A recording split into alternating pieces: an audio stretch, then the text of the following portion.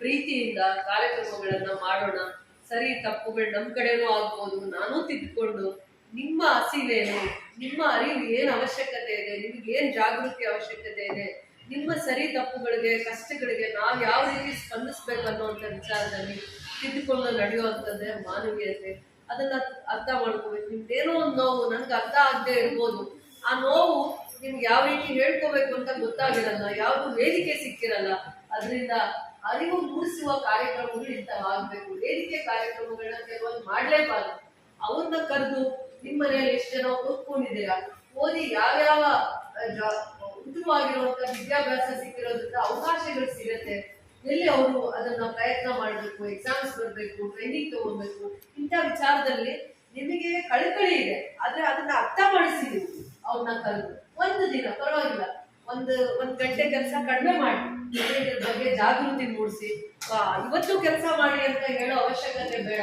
ಇವತ್ತು 2 ಗಂಟೆ ಕಾಲ ಇದ್ರ ಬಗ್ಗೆ ತಿಳುವಳಿಕೆಯಿಂದ ತನ್ನ ಮಕ್ಕಳಿಗೆ ಏನ್ ಒಳ್ಳೇದಾಗಿದೆ, ತನ್ನ ಕುಟುಂಬಕ್ಕೆ ಏನ್ ಒಳ್ಳೇದಾಗಿದೆ ಅಂತ ಅದರ ಪರಿಚಯ ಮಾಡ್ತಾ ಇಂಥ ವೇದಿಕೆಗಳನ್ನ, ಅರಿವು ಜಾಗೃತಿ ಮೂಡಿಸುವಂತ ವೇದಿಕೆಯನ್ನ ಮಾಡಿ ಅವರಿಗೆ ಅದ್ರ ಬಗ್ಗೆ ಸದ್ಭಾವನೆ ಬರಬೇಕು. ಏನಿದು ಕಾರ್ಯಕ್ರಮ ಅಂದ್ರೆ ಅರ್ಥ ಆಗ್ಬೇಕು.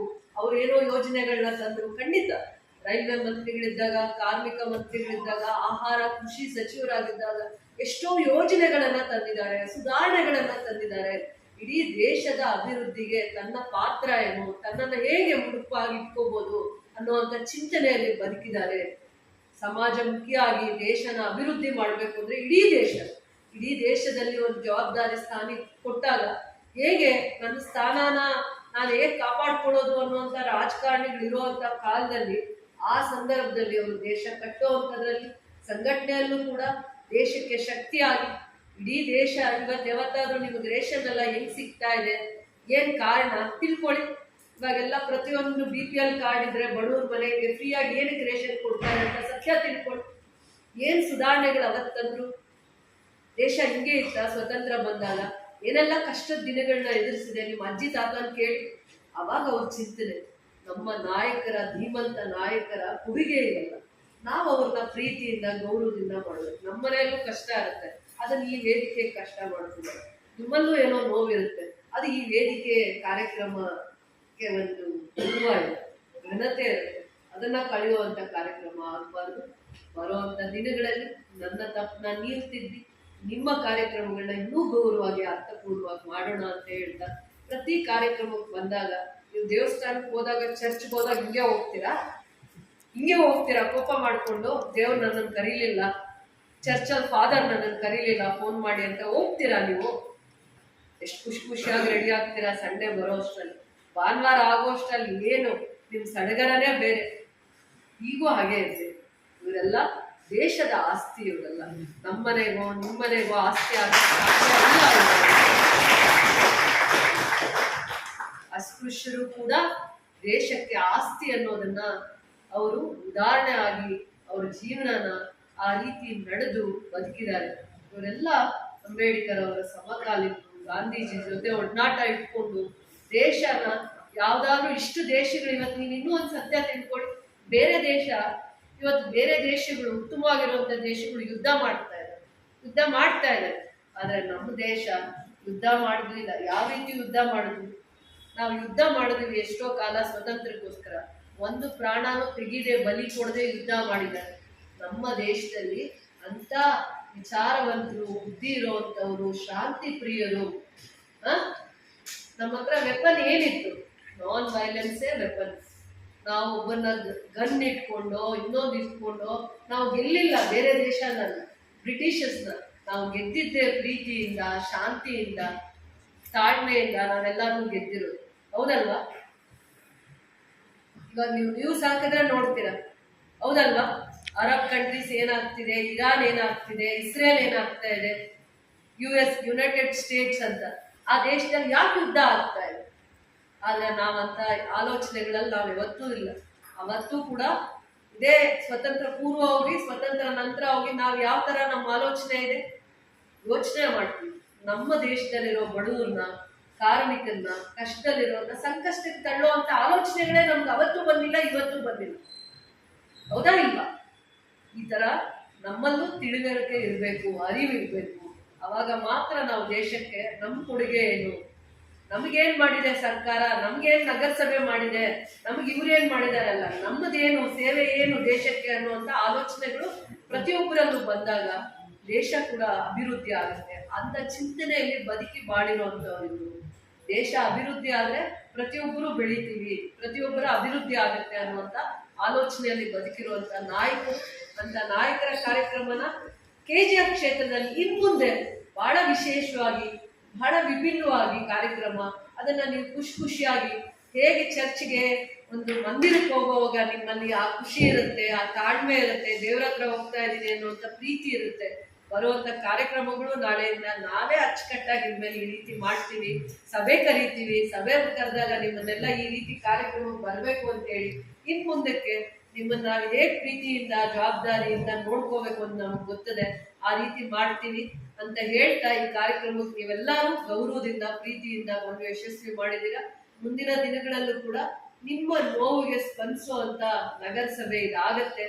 ನಿಮ್ಮ ಕಷ್ಟಕ್ಕೆ ಗೌರವ ಕೊಡುವಂತ ಸಮಾಜನ ಸೃಷ್ಟಿ ಮಾಡ್ತೀವಿ ಮುಂದಿನ ದಿನಗಳಲ್ಲಿ ಅಂತ ಹೇಳ್ತಾ, ಯಾರು ದುಡ್ದು ಬದುಕೋಣ ಅನ್ನುವಂಥ ಸಿದ್ಧಾಂತಕ್ಕೆ ಇರ್ತೀರ ಅವ್ರಿಗೆಲ್ಲಾನು ಕೂಡ ಗೌರವ ಇರುತ್ತೆ, ದೇವರ ಹತ್ರ ಗೌರವ ಇರುತ್ತೆ, ನಿಮ್ಮ ಕೆಲಸಕ್ಕೆ ನಿಮಗೆ ಅದಕ್ಕೆ ಬೆಲೆ ಇರುತ್ತೆ ಅನ್ನುವಂಥದ್ದನ್ನ ಅರ್ಥ ಮಾಡಿಕೊಂಡು ನಾವು ನಿಮ್ಮ ಜೊತೆ ಗೌರವವಾಗಿ ನಡ್ಕೋತೀವಿ ಅಂತ ಹೇಳ್ತಾ ಈ ಕಾರ್ಯಕ್ರಮಕ್ಕೆ ಬಂದಿರುವಂಥ ವಿಶೇಷವಾಗಿ ಎಲ್ಲ ಸಂಘಟನೆಯ ಮುಖಂಡರಿಗೆ, ಎಲ್ಲ ನಮ್ಮ ತಾಲೂಕಿನ ಎಲ್ಲ ಸರ್ಕಾರಿ ಇಲಾಖೆ ಅಧಿಕಾರಿಗಳಿಗೂ ನಾನು ಗೌರವಿಸುತ್ತಾ, ಪ್ರತಿಯೊಂದು ವಿಚಾರನೂ ಕೂಡ ತಿಳ್ಕೊಳ್ಳುವಂಥ ಪ್ರಯತ್ನ ಮಾಡಿದಾಗ ಯಾರಿಂದ ಯಾವ ರೀತಿಯ ಸಹಕಾರ ನಮಗೆ ಸಿಗುತ್ತೆ ಅನ್ನುವಂಥ ಸತ್ಯನ ಅರ್ಥ ಮಾಡ್ಕೊಳ್ಳೋದಕ್ಕೆ ಅವಕಾಶ ಆಗುತ್ತೆ. ಯಾವತ್ತು ಒಂದು ಕಾರ್ಯಕ್ರಮ ಅರಿವು ಜಾಗೃತಿ ಮೂಡಿಸಲ್ಲ, ಅದೇನಾಗುತ್ತೆ ಸಂಘರ್ಷಕ್ಕೆ ಕಾರಣ ಆಗುತ್ತೆ, ಸಂಘರ್ಷಕ್ಕೆ. ಸೊ ಅದನ್ನ ಯಾವ ರೀತಿ ಸರಿ ಮಾಡ್ಕೊಂಡು ಹೋಗ್ಬೋದು ಅನ್ನುವಂಥದ್ದನ್ನ ನೀವು ಕೂಡ ಹೇಳಿ, ನಿಮಗೂ ಆ ಸ್ವತಂತ್ರತೆ ಇದೆ, ನಿಮಗೂ ಆ ಸ್ವತಂತ್ರತೆ ಇದೆ, ಅದನ್ನ ಅರ್ಥ ಮಾಡ್ಕೊಳ್ಳಿ. ನಿಮ್ಮ ಸ್ವತಂತ್ರತೆ ಏನು, ನಿಮಗೇನೆಲ್ಲ ಅವಕಾಶಗಳಿದ್ದಾವೆ, ನಿಮಗೇನು ಗೌರವ ಇದೆ ಅನ್ನುವಂಥದ್ದನ್ನ ತಿಳ್ಕೊಂಡು ಈ ಕಾರ್ಯಕ್ರಮನ ಎಲ್ಲರೂ ಯಶಸ್ವಿ ಮಾಡೋದಕ್ಕೆ ನನ್ನ ಹೃದಯಪೂರ್ವಕವಾದ ಕಳೆದ ವರ್ಷ ಯಾರು ತಗೊಂಡಿದ್ದೀರಾ, ಈ ವರ್ಷ ಯಾರು ತಗೋತಾ ಇದ್ದೀರಾ ಅನ್ನೋ ಮಾಹಿತಿ ಕೊಟ್ಟು, ಉತ್ಸಾಹ ಕೊಟ್ಟು, ಪ್ರೋತ್ಸಾಹ ಕೊಟ್ಟು ಅವ್ರನ್ನ ಬೆನ್ ತಟ್ಟೋ ಅಂತ ಕೆಲಸ ಮಾಡಿ. ವೇದಿಕೆ ಕಾರ್ಯಕ್ರಮನೇ ಮಾಡಬೇಡಿ, ಕೆಲವೊಂದು ನಾಯಕರ ಕಾರ್ಯಕ್ರಮನ ವಿಚಾರ ವೇದಿಕೆ, ಜಾಗೃತಿ ತರುವಂಥದ್ದು, ಸಮಾಜ ಕಲ್ಯಾಣ ಇಲಾಖೆಯ ಸುಧಾರಣೆಗಳೇನಾಗಿದ್ದಾರೆ, ಅವು ಯಾವ ರೀತಿ ಕಾರಣ, ಆಮೇಲೆ ಕಾರ್ಮಿಕ ಇಲಾಖೆಯ ಜವಾಬ್ದಾರಿಯನ್ನ ತಗೊಂಡಾಗ ಕಾರ್ಮಿಕರಿಗೆ ಏನು ವಿಮೆ ಮಾಡಿಸ್ಬೇಕು, ಯಾವ ತರ ಇನ್ಶೂರೆನ್ಸ್ ಮಾಡಿಸ್ಬೇಕು, ಆ ಥರದ್ದೆಲ್ಲನೂ ಕೂಡ ಸುಧಾರಣೆಗಳನ್ನ ತಂದಿದ್ದಾರೆ. ಒಂದು ಹಂತದಲ್ಲಿ ದೇಶ ಆಹಾರ ಧಾನ್ಯಗಳು ಕಡಿಮೆ ಆದಾಗ ಬಹಳ ಕಷ್ಟದ ಪರಿಸ್ಥಿತಿಯನ್ನ ಎದುರಿಸ್ತಾ ಇದೆ. ನಮ್ಮಲ್ಲಿ ಇಡೀ ದೇಶ ಉಪವಾಸ ಅಥವಾ ಆಹಾರ ಧಾನ್ಯಗಳ ಕೊರತೆ ಆದಾಗ ಹಸಿವಿನಿಂದ ಸಾಯೋಂಥವ್ರು ಆಗ್ತಾ ಇದ್ರು.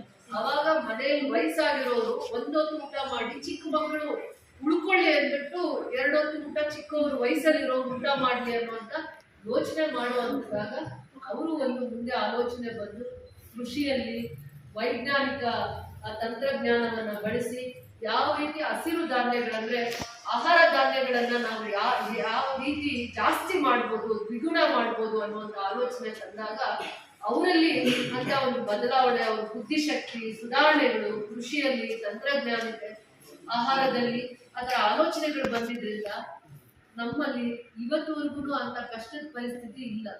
ಒಂದು ಕಾಲ ಇತ್ತು, ಒಂದು ದಿನದಲ್ಲಿ ಒಂದೊಂದೇ ಊಟ ತಿನ್ನುವಂತ ಪರಿಸ್ಥಿತಿ ಬಂದಿತ್ತು.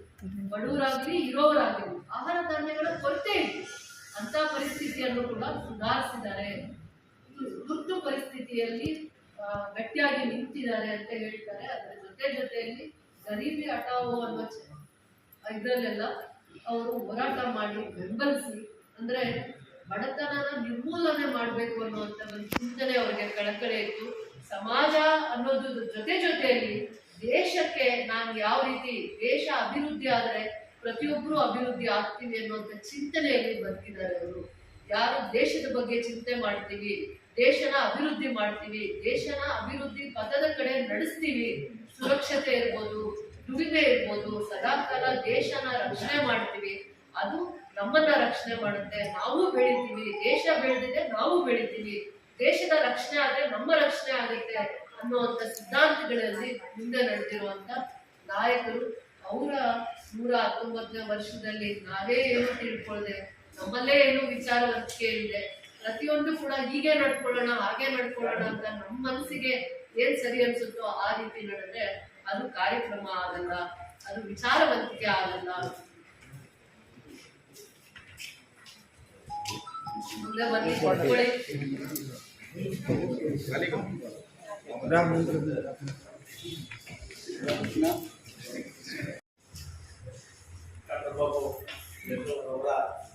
ಚರಿತ್ರೆಯನ್ನ ಕಾರ್ಯವನ್ನು ಹೇಗೆ ನಾವೆಲ್ಲರೂ ಕೂಡ ಮಹಾನ್ ವ್ಯಕ್ತಿಗಳನ್ನು ಸ್ಮರಣೆ ಮಾಡ್ತಾ ಇದ್ದೀವಿ. ಅವರ ಒಂದು ಸಾಧನೆಯ ಅಭಿವೃದ್ಧಿಯಲ್ಲಿ ನಮ್ಮ ಪಾತ್ರ ಕೂಡ ಮುಂದೆ ಇರಬೇಕು ಅಂತ ಈ ಒಂದು ಉದ್ದೇಶದೊಂದಿಗೆ ಹೇಳುತ್ತಾ ಈ ಒಂದು ಬ್ಯಾಂಕ್ ಅಧ್ಯಕ್ಷಗೊಳಿಸಿ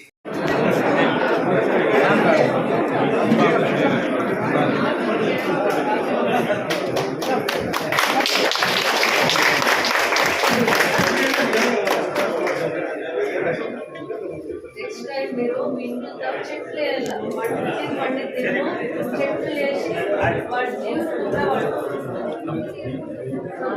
మధుకర్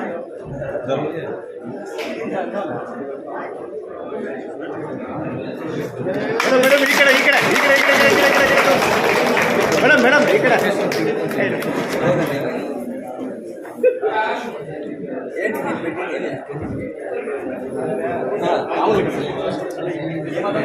ఫస్ట్ స్లోగన్